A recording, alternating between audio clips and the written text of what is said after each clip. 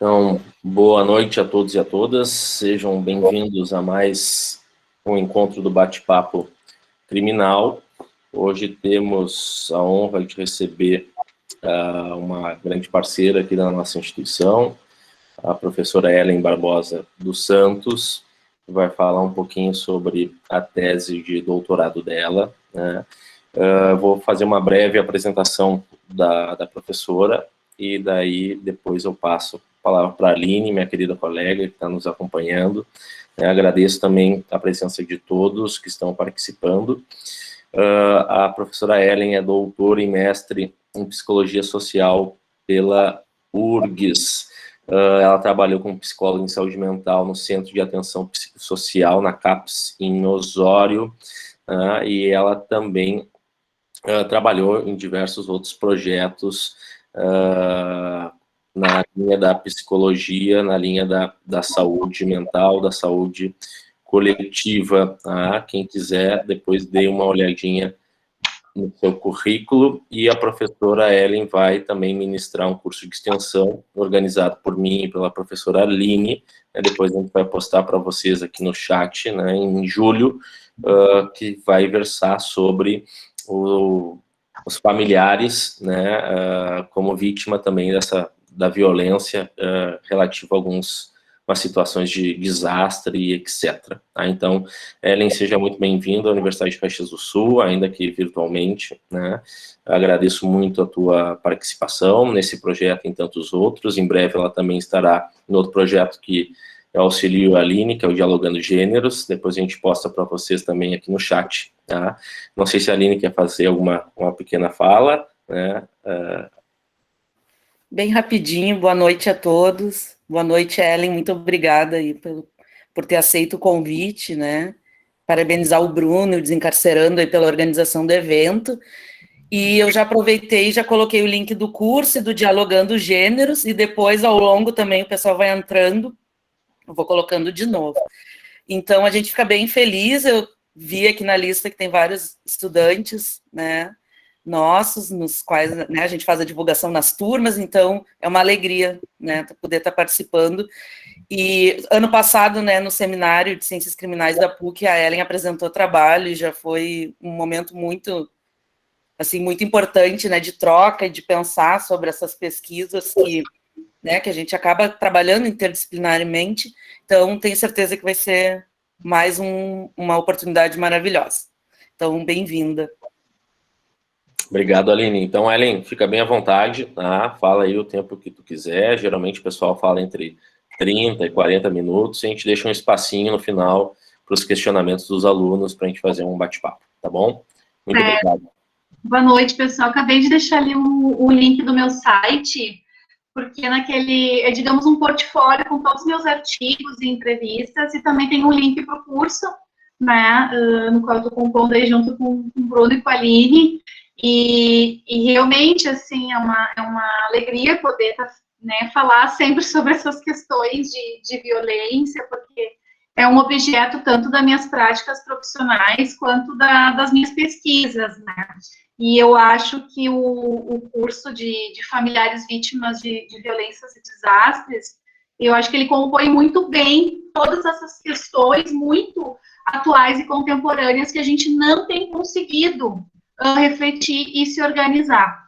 E a gente tem um exemplo péssimo, né, da circunstância que a gente vive na atual pandemia, porque a pandemia é uma situação de desastre, é uma situação de emergência, mas a gente também tem outros exemplos que a gente também não tem acesso a um tipo de modo de compreender e apoiar as pessoas, por exemplo, que sofreram o rompimento da barragem da Vale. Eu fui consultora agora, mês passado, de uma pesquisa, né, com as pessoas atingidas da Vale, nesse rompimento, e foi uma experiência bem interessante quanto consultora. A gente também, né, vê outras situações de desastres sociotecnológicos, como o desastre, né, da Boate Kiss, mas, enfim, tantos outros, e a pandemia acho que escancara bem essas questões. Mas, além dessas questões, né, contemporâneas que a gente precisa compreender e saber intervir, não importa a nossa profissão, não importa se a gente é psicólogo, se a gente não é, a gente vai, em algum momento, eu espero que não, tá, pessoal? Eu vou torcer para que vocês nunca precisem. Mas, assim, a gente em algum momento vai ter que intervir em situações de emergência, de crise, e eu acho que compreender essas questões de acolhimento aos familiares que vivem situações de emergência, de entender um pouco a questão do luto, né, atenção ao luto, e essas intervenções eu acho que é muito relevante, e é um curso muito interdisciplinar. Eu espero que vocês deem uma olhada depois no site ou no link que a Aline enviou do próprio curso, porque está muito bacana. Inclusive, mês que vem vou estar num evento da Aline, do grupo dela de pesquisa, falando sobre umas das milhares de coisas desse curso, na qual eu chamarei, então, o armário no quarto, violência LGBT. Mais ou menos isso, né, Aline? Acho que é esse o título que eu dei.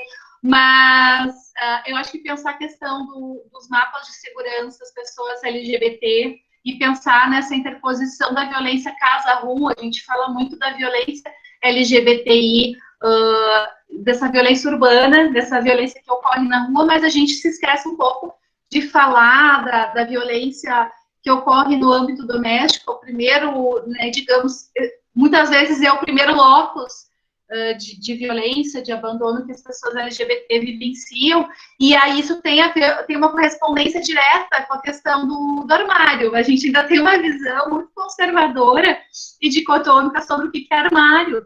O armário é uma metáfora, na verdade, que ela tem que ser revista, mas ela é muito interessante, porque ela expõe um pouco sobre essa autogestão de segurança, da própria segurança que as pessoas precisam, às vezes, fazerem, né, para não serem mortas, não serem estigmatizadas. E aí isso é uma questão, uma das questões que a gente vai ver, tanto no encontro com a Aline, como no curso, né. Então, eu acho que isso, assim, trazendo a questão do curso, posso dizer para vocês que acho que há uns 10 anos eu estudo masculinidades interseccionada pela violência, ou a violência interseccionada aí pelas masculinidades. Então, é algo que eu pesquiso há muito tempo, né, essa dimensão da violência, e aí quero, então, vir de encontro ao objetivo, né,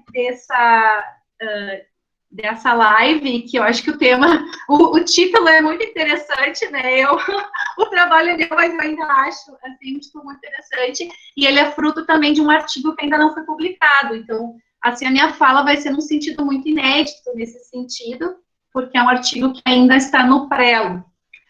E aí, para começar essa live, acho que é interessante justificar por que eu escolhi para 2 hospitais de trauma fazer um percurso etnográfico, que é, digamos, passar 3 meses lá vivendo entre profissionais de saúde e entre profissionais de segurança pública, né, vivendo no HPS, no Cristo Redentor, porque realmente a gente, no percurso etnográfico, a gente se mobiliza muito, né, e é muito, assim, mobilizado nessas práticas, porque a gente se mistura a elas, né, e isso é muito bacana, porque a gente, no percurso etnográfico, a gente consegue, inclusive, fazer releituras de pesquisas já antes realizadas, porque não tiveram uma certa, digamos, um certo envolvimento bem complexo, né, que a etnografia permite. E aí, para justificar essa pesquisa, de pensar quais são as práticas de saúde e de segurança pública dentro desses hospitais de trauma para os homens que chegam por conflitos violentos, a maioria por conflitos armados. Porque, afinal de contas, eu tive essa sacada de pensar, não vou pesquisar só os homens no hospital de trauma, né? Ou os homens, as práticas e os olhares dos profissionais de saúde em relação a esses homens. Por que eu vou inserir a segurança pública nesse processo? E aí eu acho que existem justificativas, para mim, são muito simples, porque há muitos anos eu estudo violências, né, em relações de gênero, que os homens, nesse processo de tornar-se homem, né, um processo assim que hoje acho que não vai dar tempo, no curso vai dar, mas hoje não vai dar, para falar dessa questão das relações de gênero, e como que os meninos tornam-se homens, e como que os meninos negros e pobres tornam-se homens, que eu acho que tem especificidades, né, que a gente chama de interseccionalidades, esses marcadores de raça, de gênero, enfim, esses marcadores sociais de diferença. Mas, afinal de contas, né, por que eu inseri a segurança pública? Porque os meninos, ao passo que eles se tornam homens, eles viram uma miragem nos serviços de saúde. Eu acho que se a gente refletir um pouquinho agora, né? Se a gente olhar para a vida, assim, nossa experiência até, a gente vai ver que as meninas cada vez mais vão crescendo e vão sendo capturadas pela ginecologia, pela saúde da mulher, enfim, né, pela medicina. E a mulher, ela olha para um pedaço do corpo que não está legal, um sintoma, ela já tem que ver isso, né? Os homens não. Os homens, eles vão se criando, assim, se produzindo numa certa masculinidade, né? A maioria, pelo menos, em que essa relação com o corpo físico, material, ela já não é algo mais que é necessária de ser olhada pelo outro, de ser importante. Então, os meninos, eles vão se afastando dos serviços de saúde ao passo que eles vão se tornando homens. E aí vocês imaginem meninos da periferia, meninos negros, né, que muitas vezes são envolvidos, vivem infâncias militarizadas, vivem processos de violência desde a infância, e são subjetivados em meio a essa violência, ressignificam o que é violência de uma maneira muito diferente do que a gente percebe como violência, né? Então, isso é bem interessante. E aí, onde é que os homens, às vezes, vão parar dentro dos serviços de saúde? Então, vão parar com a vida no fio da navalha lá nos hospitais de trauma, que é quando a vida, né, quando está entre a vida e a morte. Muitas vezes esses homens, e a maioria dos homens lá da minha pesquisa são homens negros, jovens e pobres. Jovens mesmo, né? Jovens, assim, 16 anos até 20 e poucos anos. São os que chegam por conflitos violentos, como eu disse, conflitos armados, a maioria. Né? Então, é lá onde esses homens vão parar. E é lá onde eu descobri que começa a porta da segurança pública. Isso eu já tinha dito no evento, né, que o Bruno e a Leni faziam parte, e eu acho que é algo muito interessante, assim, de poder trazer que a segurança pública, ela não só circula de fora para dentro, mas ela circula de dentro para fora, e ela permanece dentro da segurança pública. Então, quando eu falo segurança pública dentro do hospital, de quem que eu estou falando? Eu estou falando do policial militar, ou seja, da brigada militar, que ela escolta pessoas, desde vítimas de violência doméstica, vítimas de violência urbana, de acidente, de tentativas de suicídio, às vezes dos próprios colegas. Então, né, pude presenciar aí uma tentativa de suicídio de um jovem policial militar.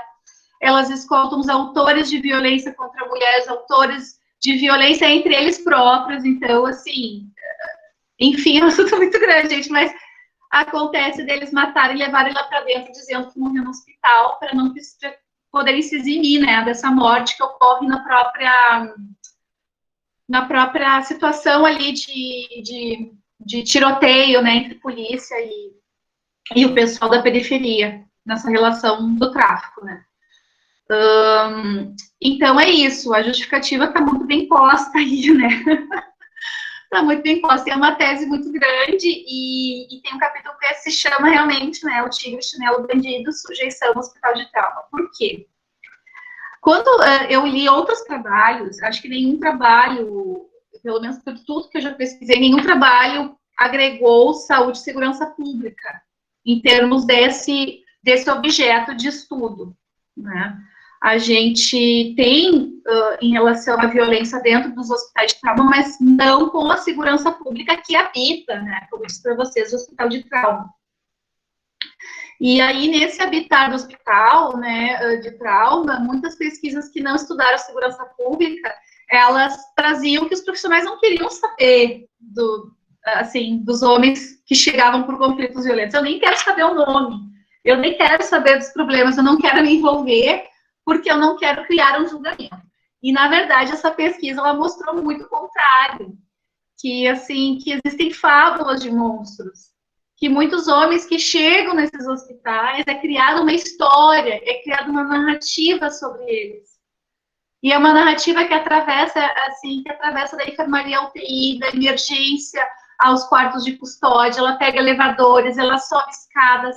Essas histórias, elas têm vida, essas histórias criadas pelos profissionais de saúde, elas induzem uma certa narrativa sobre o sujeito, uma certa verdade sobre o sujeito, sendo que essa verdade, ninguém se dá conta que cria uma relação muito violenta, porque tu cria um processo de subjetivação, que é o sujeito do crime, tu cria quem é o sujeito do crime, tá? Não só incriminando alguém, né? O Michel Miss, ele fala, tu pode ser incriminado, mas a sujeição criminal, tu vai carregar a partir de determinados status, né, que o agente do crime vai carregar como uma certa relação de caráter, o crime vinculado ao seu caráter, o crime vinculado à sua biografia, o crime vinculado à sua raça, à sua classe social. Então, a sujeição criminal, ela passa por um processo de subjetivação. E aí, pensando bem em Foucault, né, esse processo de subjetivação, ele vem primeiro, tu criando o que é o normal e o anormal, e claro, o anormal ele vem para dar vida para o corpo normal, para o corpo reconhecido e legitimado, né? O que seriam dos normais sem os anormais. Então, o anormal, ele vem numa construção subjetiva a partir de um certo modelo do que deve ser o sujeito. A partir do momento que aquele sujeito não ocupa um certo modelo padrão, e ocupa daqui a pouco um lugar de periculosidade pelo seu status social, pelo seu marcador social, ele então passa por técnicas, por procedimentos, por instituições. E é aí que residem esses homens que param no hospital de trauma, e a segurança pública, ela vem para cima desses homens, né? Vem para cima. Por quê? Porque, como eu disse para vocês, tem o policial militar que faz a escolta, mas tinha o policial civil, e a gente tinha até pouco tempo atrás uma delegacia dentro dos hospitais de trauma. Por quê? Os homens que vinham com um nome falso, os homens que vinham, assim, foragidos, né, digamos, foragidos, você sabe, né, os que não cumprem a semi-liberdade, os que, enfim, todos esses foragidos, eles eram, quando chegavam no hospital de trauma, eram resgatados pela Marinha da Segurança Pública e voltavam para a prisão. Né? E aí nós temos também os agentes da SUSEP, porque nós temos quartos de custódia dentro dos hospitais de trauma. São quartos onde ficam 2 agentes da SUSEP e em escolta esses homens acorrentados. Eles foram capturados, né, em meio a esse adoecimento, em meio a esse processo que, na verdade, a própria violência, né, dessa relação de captura, ela provocou esse incidente desse homem entre a vida e a morte, e internado, e ao mesmo tempo que é internado no hospital, ele também é um encarcerado dentro do próprio hospital. Então, ele não é paciente e ele não é o preso, ele é o custodiado, né, ele é o custodiado. Então, é bem interessante, assim, que a gente tem uma circulação muito grande de masculinidade dentro desse hospital, né? E aí, falando dessa questão das narrativas, que as narrativas, elas produzem quem é aquele sujeito, e não só quem é aquele sujeito, mas as práticas de cuidado que vão ser direcionadas a esse sujeito, né? A gente tem o Didier Fazan, não sei se vocês já ouviram falar do Didier Fazan, que é um autor francês, que criou, então, assim, recriou, digamos, o conceito de economia moral. O Didier Fazan, ele era vice-presidente, né, do Médicos Sem Fronteiras, e ele foi percebendo quanto essas valorações morais dos profissionais, elas produzem determinadas práticas, determinados efeitos nas práticas. Então, quando existem certas gradações do humor, gradações do... Estou estudando muito psicologia, gente, concurso do humor. Mas quando a gente tem muitas gradações de periculosidade aí, vários guarda-chuvas, né, digamos, termos guarda-chuvas institucionais, a gente está falando também de um certo posicionamento de quem é o sujeito do crime, mas que isso é muito peculiar, de acordo com os sujeitos sociais envolvidos ali. Então, vou começar com um tigre, né? E só assim, para continuar, né? Como é importante a gente estudar a intersecção entre políticas públicas. O Ivan Kahn já dizia que a gente tem que parar de separar o Estado penal de outras políticas públicas, porque elas estão, né, totalmente interligadas. Por exemplo, a política de assistência social, a da segurança pública. Acho que isso é muito importante, assim, de dizer, né, enquanto pesquisadora, quanto é importante a gente olhar para isso e quanto é importante a gente cada vez mais salientar que a violência, ela não está ligada a uma relação de afeto, ela não está ligada a uma questão de modo operandi, de como a pessoa sente e pensa sobre o sujeito, sobre o mundo, né, porque a gente tem uma ligação desses homens pobres e jovens na história como homens que são delinquentes, que por natureza são perigosos. A gente teve ali, em 1850 e tantos, o Tratado de Morel, que falava sobre a degenerescência, né, no Brasil. Os pobres, os jovens, os pobres, os negros, eles são mais, eles tendem, né, a serem perigosos, ociosos, doentes mentalmente. Então, acho que a violência ela vai para muito além de uma questão de afeto, porque muitos desses homens, para não morrerem, esses homens, por exemplo, que têm uma relação com crack, assim, né, de muita conexão com o uso do crack, esses homens, eles precisam matar para não morrer. E eles trazem isso no hospital, né, esse sofrimento, assim, de às vezes ter que sair do hospital dizendo, eu ainda tenho mais um para matar, mas esse vai ser o último. Então, né, tem muito disso. Mas, assim, essas diferentes nomenclaturas, né, do tigre, chinelo e bandido, elas vão se modificando de acordo com esses atores sociais envolvidos nesses fluxos, né, de comunicação. O Rafael Godoy, ele fala dos vasos comunicantes, que são diferentes fluxos de comunicação entre múltiplos atores e que se dão de diversas formas, né, pode ser o WhatsApp, pode ser pessoalmente, pode ser, enfim, de várias formas. E aí o tigre, ele é uma denominação muito mais comum ao profissional de saúde do que ao profissional da segurança pública. Porque o hospital de trauma, ele tem uma entrada muito grande de homens em situação de rua. Inclusive, nós temos uma população que mora embaixo das marquises do HPS, né? E todo dia ela é afugentada com creolina. A creolina é um material altamente tóxico para o humano, né? Que limpa tudo, mas mata o humano. E todos os dias essas pessoas em situação de rua passam por isso, mas ficam ali porque ainda acreditam que o hospital de trauma tem câmeras e que isso vai proteger elas, né? E aí muitos desses homens que chegam, assim, mal vestidos, maltrapilhos, fazendo, digamos, como é que eles dizem, chegam de uma maneira, assim, mal educada, né, que chegam com uma postura, assim, de malandro, enfim, pelo jeito que fala, pelo jeito que se veste, pelo jeito que se comunica, eles são associados a tigre, né? Então, tigre é aquele cara incomodativo. Ele parece bandido, mas nem sempre ele é. Então, isso é uma fala, né, inclusive, de uma técnica de enfermagem. Eles parecem bandido, mas nem sempre são. Então, esse sujeito, ele já entra numa sujeição criminal, mas no modo de suspeição. Ele entra numa linha limítrofe, né, entre ser ou não bandido, justamente porque ele não chegou escoltado pela polícia. A polícia, digamos, né, pelo agente da segurança pública. Ele não chegou escoltado por ninguém, ele chegou por conta, mas ele chegou de uma certa performatividade que é ilegítima, né? E aí os profissionais de saúde, eles acabam produzindo práticas de um certo endereçamento, assim, de suspeição, mas também de uma certa rejeição desse paciente, desse usuário de saúde, né? Então, eles deixam o cara fugir, eles não escutam as demandas da pessoa, deixam a pessoa pedindo, né, demandando coisas, reclama, atende de mau jeito. Então, assim, é meio interessante, porque eu acho que o tigre tem essa relação muito presente, né? O quanto é fácil um sujeito ser criminalizado. É muito fácil quando ele não habita um certo corpo higienizado.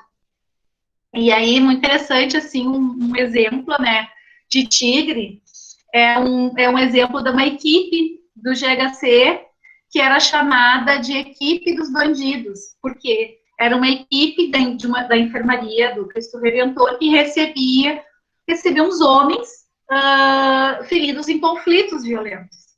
E aí essa equipe ela era estigmatizada pelo próprio GHC quando tinha que levar o paciente, né, os usuários, para algum outro departamento para fazer exames, enfim.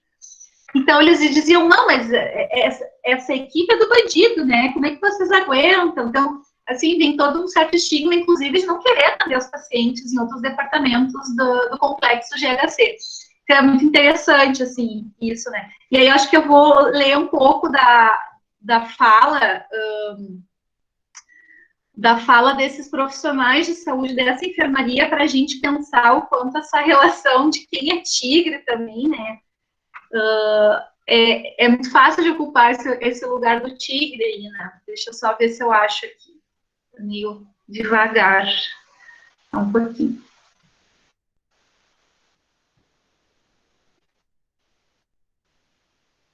Aqui. Vou ler para vocês. Estão me ouvindo? Tá, né? Tá. Na construção social do homem-tigre, como se dá essa aparição? Quem nos ensinaria mais do que profissionais técnicos de enfermagem de uma das enfermarias do Hospital Cristo Redentor? Aí, os profissionais, né, da enfermaria dizem, nós também somos tigres, nós somos da comunidade, a gente sabe como funciona. A gente é tigrada porque a gente fala alto, conversa, não é fechado que nem outras enfermarias. A gente é tudo doido. Tiro, facada, agressão. A gente trabalha com os caras do crime, das facções. Meu negócio é crime, roubo, sacanagem. Toda vez que os técnicos de enfermagem declaravam que eram tigres e nem as medicações queriam ser administradas, havia muitas risadas. O humor era mantangente de convivência na relação entre muitos deles. Ao andar por longos corredores com uma das técnicas de enfermagem, vamos parando de quarto em quarto, para que ela me apresente o espaço. Ela vai passando pelos quartos e cumprimentando de porta em porta. E aí, capitão? Aquele é o capitão porque é o primeiro a internar no quarto, ela me diz. Entre quartos, ela abraça um outro homem no corredor. E aí, boy magia? Enquanto estávamos no corredor, pergunto como funcionam os apelidos, como são escolhidos. Ela conta ao lado do usuário de saúde, nomeado como boy magia, que geralmente os próprios pacientes escolhem o nome a partir do motivo que os levaram para lá. Aí ela diz, o apelido do boy magia era 7 léguas, porque ele quebrou a perna quando tentaram matar ele. Ela estava tentando responder sobre a mudança do apelido quando se aproxima no longo corredor o simpático Risca-Faca. O Risca-Faca é um homem branco de cerca de 40 anos que teve perfuração no abdômen por ferimento de arma branca. Os pacientes relembram no corredor, entre risadas, quando o Risca-Faca fugiu de fininho de um quarto para outro, ao se deparar no leito ao lado do seu, havia um familiar de facção inimiga que tentara lhe matar. Aí, a técnica de enfermagem. Eu ia administrar a medicação dele e pensei, ué, mas cadê ele? Fui encontrar bem quietinho no outro quarto, junto com todas as coisas dele. Tava com medo, né? A técnica de enfermagem pergunta para o Risca-Faca. Não estava com medo nada, qualquer coisa botava para voar. E todos os 3 rindo, profissional de saúde, Risca-Faca e boy magia e 7 léguas. Então, essa é uma partezinha do meu artigo, porque eu acho que quando tu faz o percurso etnográfico, é muito mais divertido, às vezes, tu ler, né, as narrativas das pessoas na tua entrevista, no teu percurso, do que falar sobre elas. Eu acho que é muito rico esse exemplo, porque mostra que essa equipe ocupa um lugar de ser tigre, né, um lugar de ilegitimidade por ser uma equipe, tanto por ser uma equipe de classe social mais baixa, né, eles vêm das periferias, os profissionais de saúde, eles vêm de um saber que é desapropriado de um reconhecimento, então são técnicos de enfermagem que precisam, né, lidar com esse corpo de dor, com esse corpo entre vida e morte de uma forma muito solitária, porque os médicos, realmente, outros profissionais de saúde, eles não transitam por essas enfermarias, ela é uma enfermaria meio que abandonada às traças, né. E eu acho muito interessante esse exemplo, né, justamente por revelar essa questão. E, claro, a relação do tigre, o nome tigre, ele já revela também uma animalização da pessoa negra. Então, assim, um dos aspectos do racismo é a animalização do sujeito negro. E a palavra tigre é algo muito forte, algo que alguns residentes, principalmente residentes, tentam convocar o hospital a rever, os profissionais a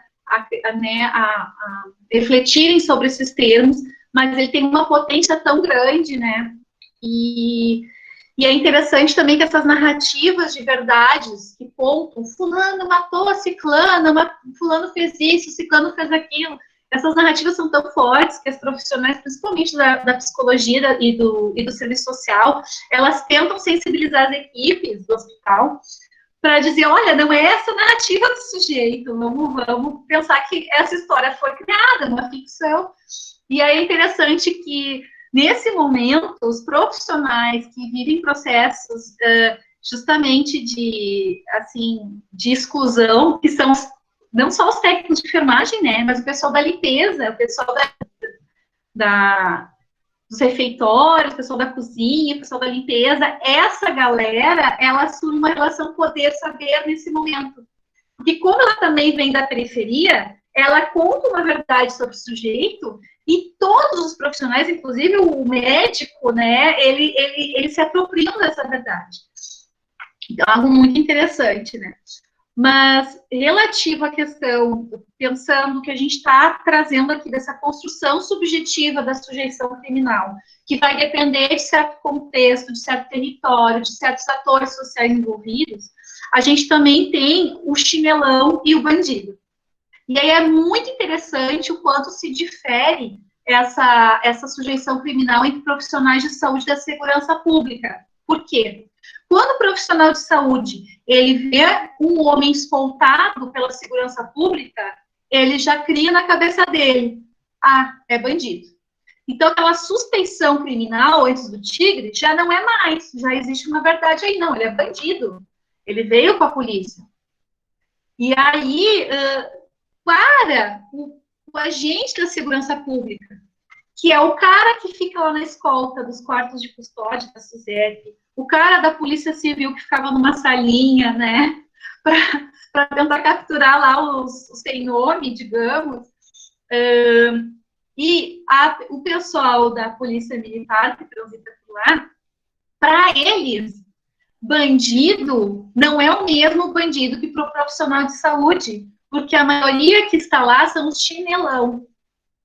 Então, esse profissional da segurança pública, e aí eu tenho um artigo que é só sobre a questão, assim, da produção de masculinidades no hospital de trauma, que eu chamo até, inclusive, de um ressentimento bate à porta, porque essas masculinidades, elas são envolvidas num processo de ressentimento nietzschiano, né, numa produção subjetiva ressentida, lá bem de Nietzsche, né, isso é outro assunto, mas acho interessante trazer para vocês que um dos carros-chefes dessa tese foi pensar as diferentes produções de masculinidades nesse hospital. E aí é muito interessante de ver que esses agentes da segurança pública, sei lá, 95% era homem, né, pessoal? Não preciso nem dizer. eram homens. Esses profissionais da segurança pública, eles têm um processo de romantização e idealização do que é bandido. Porque o bandido não é o chinelão que tem que matar e roubar para usar crack. Esse é um homem fraco, né? É um homem patológico, é oligofrênico, ele é delinquente, ele tem uma patologia que não tem cura, né? É um homem, assim, fadado à morte, mas é um homem muito perigoso. Eles têm mais medo do chinelo do que do bandido, porque é um homem que não sabe segurar uma arma e vai ter que aprender para poder pagar a dívida da droga. É um homem que não é treinado para ser bandido. É um homem que, aí eu dou um exemplo, né? Um dos exemplos da minha prática é aquele homem que eles chamam de chorão, o chorão, lá vem o chorão, que está acorrentado com as duas pernas, né? As duas pernas acorrentadas e uma das mãos. Ele está acorrentado e ele fica chorando, perguntando pela esposa, porque ele está 4 dias numa maca, num quarto de custódia, num quarto micro, pequeno. Esses quartos são horríveis, pessoal. São 2 agentes da SUSEP, um monte de homem acorrentado, não tem saída de ar, não tem ar-condicionado, às vezes é horrível a situação, assim, só para constar em ata, né? Mas esse chorão é o chinelo, que chora pela esposa, chora pela assistente social, que está 4 dias internado, ele não tem uma escova de dente, ele não tem um chinelo, ele não tem uma meia, ele não tem nada, né? Porque são os familiares que devem fazer todo um processo de primeiro ir na VEC, na Vara de Execução Criminal, solicitar a visita que é semanal, por apenas 15 minutos, a esses homens, né, internados e sob custódia, né, digamos. Então, esse homem é o chorão que vai tentar abrir a algema com uma faquinha de plástico. E, de fato, ele tentou esse sujeito, né, esse homem jovem. Então, o chinelão, para esses homens, é algo a ser temido, porque é abrir para o lugar da imprevisibilidade, da patologia, da fraqueza. Ao passo que o bandido, o verdadeiro bandido para o homem da segurança pública, ele é aquele cara que realmente ele sabe fazer parte do crime. É o ladrão do banco, é o dono da facção de quadrilhas, é o que sabe roubar um banco, é o que sabe que tem muitos homicídios nas costas. É um cara que, inclusive, eles têm medo que possam fazer resgates dentro do hospital ou execuções. O que é resgate e execuções dentro do hospital? É quando existe uma ameaça aí de morte, né, uma execução a ser realizada, no caso nem ameaça, mas existe uma execução a ser realizada, e essas pessoas, geralmente é uma dupla, né, de homens, vai dentro do hospital fazer essa execução, dentro do hospital. Ou o resgate, né, se a pessoa está internada lá no sanatório Partenon, no HPS, e vai, geralmente, uma dupla fazer o resgate dessa pessoa que já está encarcerada, né, já está sob custódia, já está, né, sob a tutela da segurança pública. Então, é isso. Eu acho, alguém falou que isso acontece em Caxias, a gente acha que isso acontece em todos os lugares, porque na minha pesquisa eu também fiz digamos, um screening, né, de todos os estados e brasileiros, para ver se aparece alguma coisa na mídia, por exemplo. E aí apareceu, né, muitas reportagens de tentativa de execução, de resgate. No Rio de Janeiro isso é muito comum, obviamente. Enfim, tem muitas histórias aí, né. Acho que no Hospital de Sapucaia, que um garoto foi morto de forma errônea, fizeram uma tentativa de execução e acabaram matando ele, e era para ter sido morto outro rapaz, enfim. São histórias bem, bem trágicas, assim, né, e mobilizam os profissionais, inclusive os da segurança pública.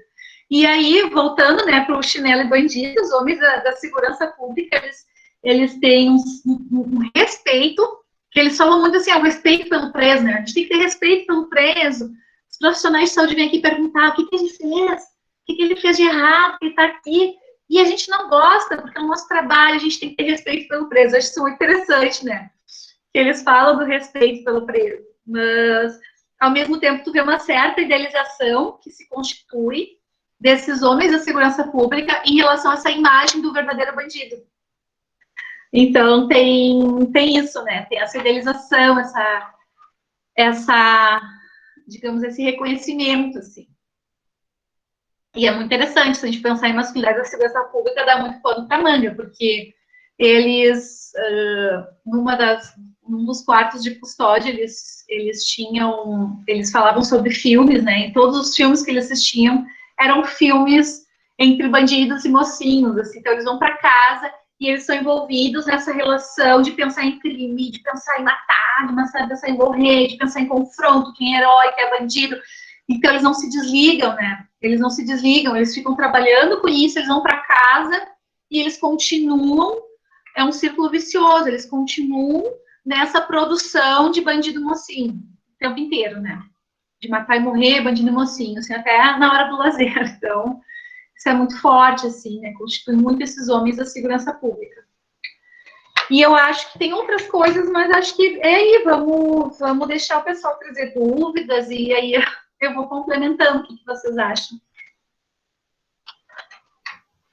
Show de bola. Obrigado, Ellen, pela excelente exposição. É uma baita de uma pesquisa, né? Eu confesso que tinha até comentado alguns anos atrás com meu amigo Leandro Aris França, que a Aline conhece, que eu queria fazer uma pesquisa mais ou menos assim, né? Que bom que tu já fez, né? Então, eu tenho uma dúvida que eu vou fazer uma pergunta inicial, depois passo para a Aline, se ela quiser também, né? Porque ela fez várias anotações. A minha dúvida, quando eu queria fazer a pesquisa, é porque eu me recordo, não sei se eu cheguei a falar contigo, que uma vez tinha um médico conhecido na família, meio distante assim, mas ele comentou né, que ele era esses médicos que atendia na emergência e que quando chegava bandido ele deixava morrer, né? Então seria mais ou menos naquela, quando eu estava estudando Foucault, Agamben, né, sobre a questão da soberania vinculada à medicina, né, o poder sobre a vida e sobre a morte, né, que os médicos têm sobre as pessoas, né. Eu queria te ouvir um pouquinho, se tu conseguiu constatar, né, julgamentos morais, etc., dos médicos propriamente no atendimento cirúrgico, etc., dentro desse processo aí que tu analisou nos hospitais.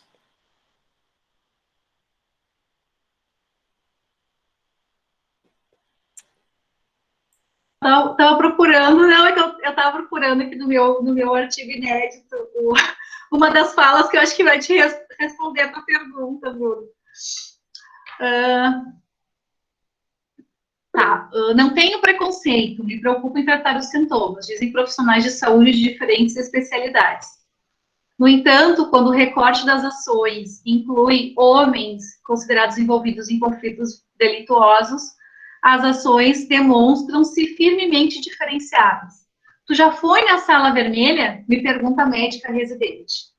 Aí ela diz, lá é muito tenso de atender. A pessoa está entre a vida e a morte, e aí de um lado o policial militar, dizendo que aquele cara é um bandido, e os técnicos do outro, numa lentidão para passar os instrumentos, para fazer os procedimentos. O tempo de atendimento muda se o paciente é considerado do crime. Então, eu acho que reflete muito bem nessa questão. E claro, é como eu disse, né? Profissionais de uma hierarquia profissional nessas relações de saber-poder, que ocupam um lugar mais próximo à classe social, a questões de raça, até de sexualidade, tem uma tendência, não é isso ou aquilo, né? A gente tem que parar de pesquisar as pessoas individualmente, ou também ver os aparelhos institucionais de forma inanimada, né? A gente tem que parar com isso. Mas a gente percebe esse recorte, né? A gente percebe esse recorte, assim, de certas profissões muito, muito distantes de uma reflexão sobre isso. Agora, tem uma questão. A gente tem os residentes, né? E a residência, eu fiz duas, não sei se é porque eu fiz duas residências, eu sou apaixonada por residências, é porque eu fiz duas, né? Não fiz nem, eu fiz duas. Mas eu senti na pesquisa o quanto os residentes, eles vêm como profissionais altamente qualificados, né? Muitas vezes tanto quanto os não residentes, e pessoas que têm uma propriedade para trazer conteúdos que antes eram totalmente invisibilizados. Então, por exemplo, mulheres residentes da medicina formando grupos, comitês para falar sobre machismo na instituição médica, né? Para falar de desigualdade profissional a partir do recorte de gênero. Então, são coisas, assim, muito, muito inéditas que acontecem, e outras ainda não, né? E outras se mantêm. Bruno, se me permite só uma observação, antes da Prof. Aline, eu vou fazer aqui uma observação rápida. Eu não sei se esse pensamento, Ellen, também se estende, por exemplo, a questões de pessoas, assim, imigrantes, quem sabe refugiados também, ou quem sabe um determinado grupo, de alguma forma também está ali numa reivindicação social de alguns direitos. Eu digo assim, algum manifestante, algum morador de um movimento social, né? Não sei se daria para fazer também essa mesma relação. Então, eu acho que a questão, só estou notando aqui o que eu quero falar da tua pergunta, achei interessante, né? Tá. Eu acho que a questão de pessoas que são de outros países e habitam um lugar onde elas, muitas vezes não têm nenhum documento, não conseguem nem saber dos seus direitos sociais, e passam por processos, vários outros processos, pode ser racismo, mas xenofobia também, né? Eu acho que essa população é algo a ser investigada, a ser pesquisada, assim, na sua relação com os aparelhos das políticas públicas, né, com os equipamentos das políticas públicas, com acesso ao cuidado em saúde, por exemplo.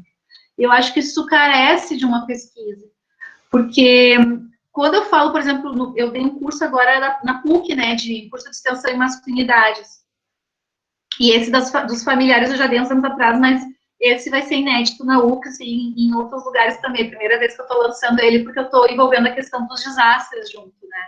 Mas a questão da imigração, ela é uma questão muito nova, e eu acho que ela precisa de pesquisas que se atenham exclusivamente a elas, porque como eu digo no meu curso, né, de masculinidades, que a gente não pode entender masculinidades a partir de um lugar generalizado, um lugar dado. Tu só vai saber falar de determinada masculinidade quando tu olhar para o contexto em que ela se insere, para as relações de poder que se inserem, né, para os marcadores sociais que aquele corpo carrega, aquele corpo social carrega. E eu acho que é a mesma coisa. Mas o que eu já vi, tá? Em questão, assim, por exemplo, de pessoas de outros países, né? A gente tem muitos imigrantes aqui no Sul agora, tem vindo cada vez mais, e aí eles queriam fazer a visita a um amigo que tinha sofrido uma situação de trauma, não sei se foi violência. E eles não tinham documento do Brasil, porque eles eram, acho que eles eram do Haiti, se não me engano. Eles não tinham documento brasileiro. E aquela recepção, ela não tinha um protocolo, deixa eu entrar ou não deixa eu entrar sem documento?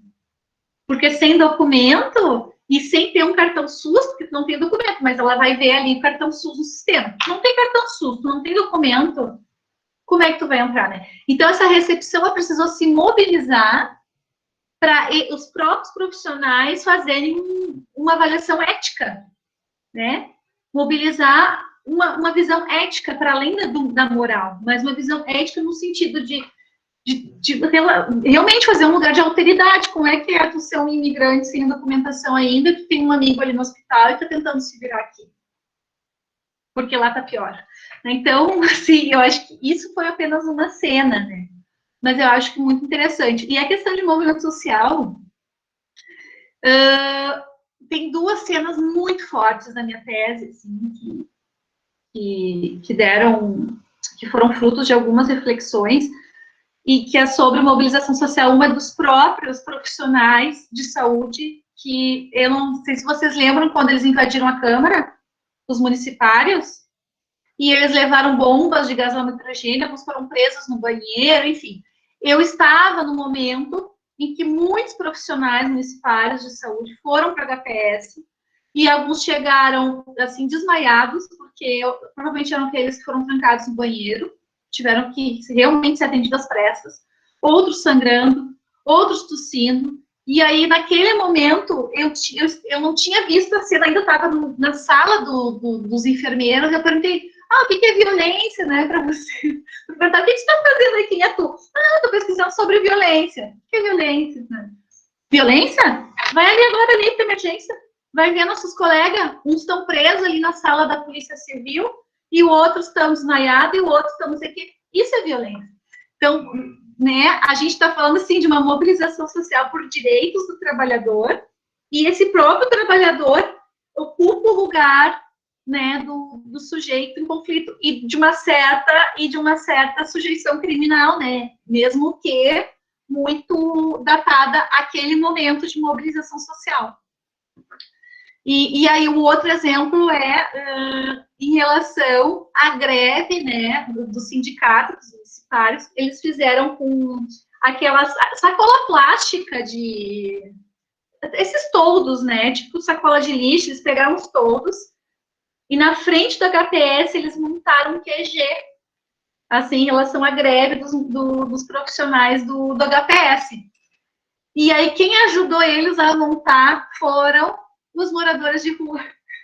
Então, os moradores de rua, eles não só ajudavam, como eles participavam, eles ficavam, às vezes, ali no QG junto, né? Então, era muito interessante, assim, o quanto a gente, pensando até, né, Bruneline, pensando na questão da Agamben, ai, meu Deus, do nosso autor de Camarões, como é que é o Mbembe, né?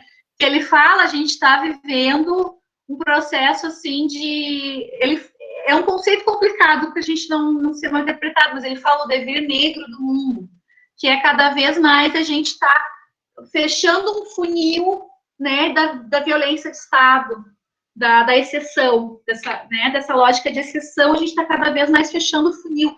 Então, está cada vez mais fácil tu ocupar um lugar que antes era um lugar, e que ainda é, né, assim, acima de tudo, de todos, que é esse lugar da xenofobia, do racismo, né. Então, acho interessante, assim, essas duas cenas. Eu vi que tem alguém com a mão levantada, então vou comentar brevemente. Então, a minha tese de doutorado é sobre a questão do refúgio, que é um tema que eu trabalho desde 2006, e eu uso FACSAN, né? Então, eu não estou estudando a saúde, eu estou estudando o Estado de uma forma a partir das categorizações jurídicas e das legislações. Então, eu trabalho com economia moral também, desses julgamentos profissionais, até porque eu fui uma trabalhadora humanitária durante 8 anos. Eu trabalhei, né, na ponta com isso. E aí fiquei, durante a tua fala, lembrando de muitas passagens, até quando a gente reassentou um grupo de palestinos aqui, foram as equipes da saúde da família, do GHC, que fizeram todo esse primeiro contato, né, esse encontro, e de como que essa, né, a circulação dessas fábulas, ela está dada, né, quando se atende essas populações que a gente, né, tem uma... Né, não tem uma proximidade. E aí, só um comentário, né, eu fiquei pensando primeiro, mais uma vez, eu, quanto cientista social, é uma obrigação, assim, moral minha, falar como a pesquisa etnográfica é uma pesquisa que nos dá subsídio para pensar muito, né, dessas observações ao longo do tempo, né, eu ministro as disciplinas de antropologia da saúde e na educação, na UFES, e os alunos, eles fazem, né, inserções etnográficas, e como isso é potente para qualquer profissional, né, então é uma pesquisa que é o tipo de pesquisa de tese que eu acho e eu leio como se fosse uma sentada, assim, como se fosse um livro de literatura, porque eu adoro isso.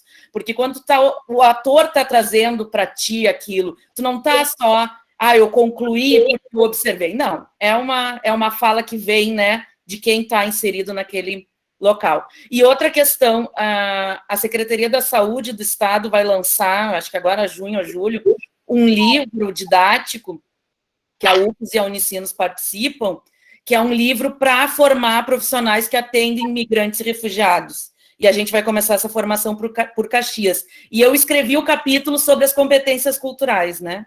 Que é nesse encontro aí da alteridade, da diferença, como que a gente, né, como que a gente maneja, né, tudo isso. Então, são meus temas, e eu tenho certeza que nos dias do curso a gente vai conseguir, né, também aprofundar muito isso. Mas, né, queria te agradecer muito, e eu acho, né, Bruno, eu acho que tem alguém com a mão levantada, então vou fechar meu microfone.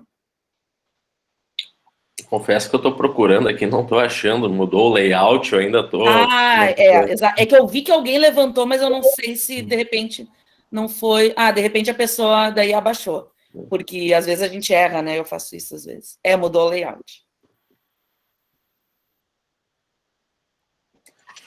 Mas, de qualquer forma, né, fica aí de novo registrado o convite para todos e todas, né, se inscreverem no curso de extensão, que a professora Ellen vai ministrar agora em julho. As inscrições estão abertas no nosso site, né?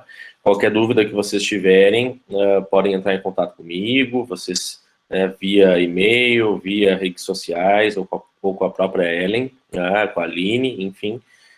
Fiquem bem à vontade para realizar os questionamentos. Se alguém tiver alguma outra dúvida e quiser abrir o microfone ou postar no chat, fiquem bem à vontade, pessoal. Só vou fazer um comentário, então, que eu tinha anotado, né, principalmente quando tu fizeste a pergunta, né, Bruno, porque é muito essa ideia de um justiçamento, né, justiçamento não é só a pessoa que né, que vai sofrer um linchamento na rua. O justiçamento também é isso, né? O profissional, de alguma forma, está numa posição de poder que ele pode escolher, né? Vou atender rápido, ou vamos ver se aguentar, aguentou, mas, né? E a gente sabe como isso é comum.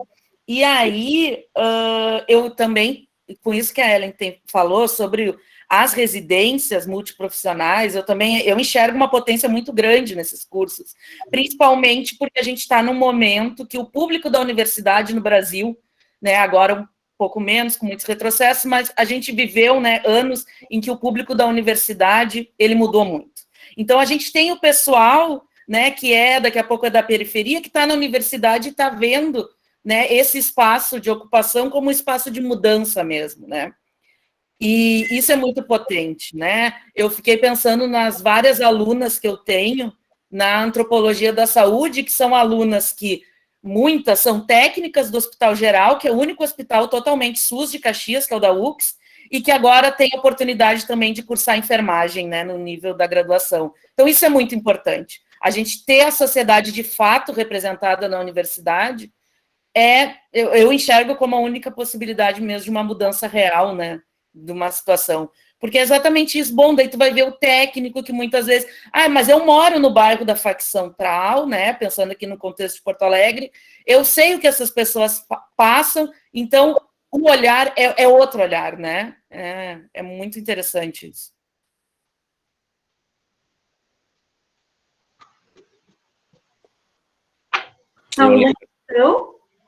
Eu lembrei aqui, né, o Robson vai se lembrar, né, quando a Ellen falou sobre a questão da subjetividade dos policiais, né, para além do hospital. Lembrei do clássico do Barata, Criminologia Crítica e Crítica do Direito Penal, em que ele fala da ideologia da defesa social, e um dos princípios, né, justamente essa dicotomia entre o bem e o mal, né, que dá sustentação a todas essas práticas, né. Mas, Ellen, te agradeço de coração, né, pela tua participação aqui no Bate-Papo Criminal, pela tua proposição do curso de extensão, pela tua participação no Dialogando Gêneros em breve, né, aguardamos ansiosos. Muito obrigado, né, mesmo, agradeço também ao Robson, à Aline, né, pela participação, e todos os que se inscreveram e participaram conosco. Muito obrigado a todos, um forte abraço. Valeu, Bruno. Um abraço para todos, e acho que a gente consegue ainda acessar o chat, né? Ali tem o endereço do curso de extensão, também tem meu site, que também vai ter o link, mas vão ter os artigos, né, e as entrevistas, na qual eu realizei muito nesse âmbito da violência, do desastre, mas também na questão das famílias vítimas, né, em luto por mortes violentas causadas pela pandemia. E eu acho que o mais interessante desse curso, assim, ele parte da ideia da mistanásia. Não sei se vocês já ouviram falar desse termo. Os estudos de bioética, as mistanásias, são as mortes que poderiam ser evitadas se não fosse a omissão ou até mesmo, né, a atuação direta do Estado. Então, são mortes que poderiam ser evitadas e não foram. E aí o processo de luto, o processo de apoio a essas famílias, ele se torna muito peculiar, muito singular a cada questão, e se torna um luto complicado, obviamente, né? Então, deem uma olhada e vejam o que vocês acham ali do programa, tá bem bacana. É isso. Obrigado, Ellen. Obrigadão. Valeu. Aline, um abraço. Para ti também, Robson. Até.